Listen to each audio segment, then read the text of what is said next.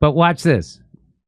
Well, my friends, Kamala's first interview was an utter calamity. It was also incredibly boring. I would have rather gotten a colonoscopy, but I do it for you guys. I'm a martyr. I do it for you. Now, let me start off by saying the bar is so low, it's in the 7th ring of hell. I wasn't expecting much from Kamala Harris, but I was expecting a little bit better. She's had 40 days to prepare. Kamala Harris answered those questions like she'd just been pulled over by highway patrol and was asked to take a breathalyzer and walk in a straight line. Like, ma'am, could you step out of the car? And she's like, my values haven't changed because they're my values. I'm going to start calling Kamala Anna Nicole Harris. The way she was talking, it was like, I've been very clear. I love fracking. I've been clear since 2020 that I stand by fracking down. Kamala Harris had 40 days to prepare and she did not give one clear, cogent, substantive answer the entire time. One thing I found incredibly ridiculous is asking Kamala Harris what she wants to do on day one. What do you want to do when you get into office? She's been vice president for almost 4 years. I also felt like Dana, whatever, was leading the witness. She was like, Kamala, did you do this because of A,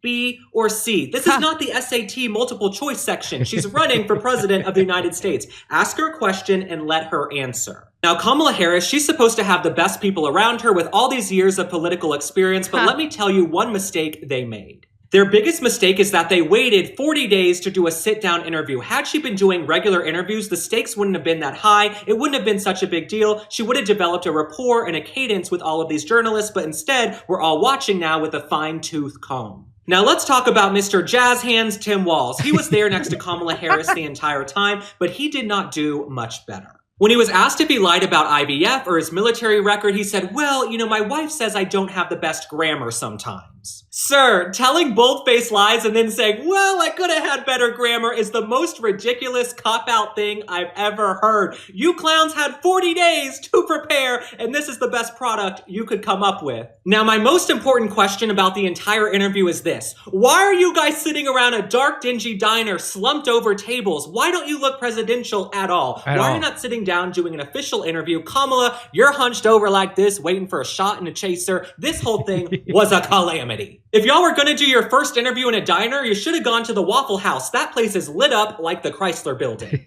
I'm starting to think Joe Biden extended his vacation this week because he didn't want to be around at all to answer questions about Kamala's horrific interview. I mean, they really have her hunched over this table in a dark diner. She says she doesn't support the Green New Deal, but they were really saving some electricity having all the lights off. Something else that's laughable from the entire interview is that Kamala Harris wants to blame Donald Trump for all of America's issues. But if you look at the last 16 years, 12 of those years have had Democratic presidents. She really sat there and said, well, 10 years ago this started, and 10 years ago that started. Sweetheart, Barack Obama was president 10 years ago. Get the girl a calculator. All right, my friends, we've got less than 70 days until the election. Thanks for liking and following. Drop a comment and tell me what you think about Kamala Harris.